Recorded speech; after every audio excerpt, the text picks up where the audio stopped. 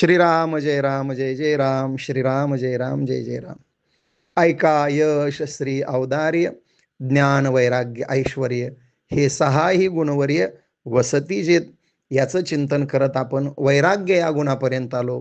प्रभू रामचंद्रांच्या अंगी वैराग्य नावाचा गुण सुद्धा ओतप्रोत भरलेला आहे.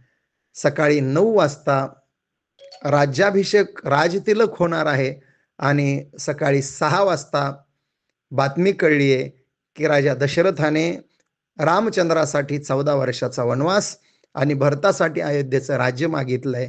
या कैकेयीच्या निरोपातून प्रभू एका क्षणामध्ये सांगतात, आई, बाबा जेव्हा सावध होतील तेव्हा त्यांना सांग, तुमचा शब्द पाळण्याकरता तुमचा पुत्र वनवासाला गेला.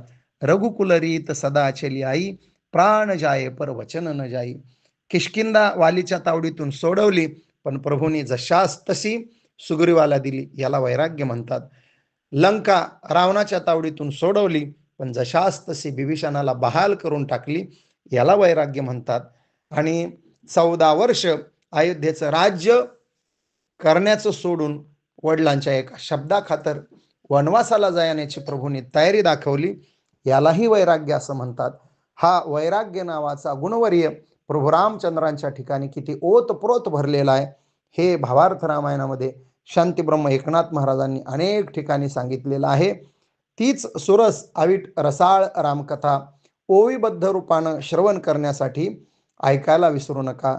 रामभक्त महारुद्र मुंडे यांच्या सुमधुर आणि रसाळ वाणीतून भावार्थ रामायणाच्या ओव्यांचं वाचन मी स्वतः भागवताचार्य रामायणाचार्य श्री हभप तुकाराम महाराज मुंडे शास्त्री सतत महारुद्र मुंडे यांच्या मुखातून आलेल्या ओव्या ऐकत असतो. आपणही नक्कीच ऐका. रामकृष्ण हरी. श्रीराम जय राम जय जय राम.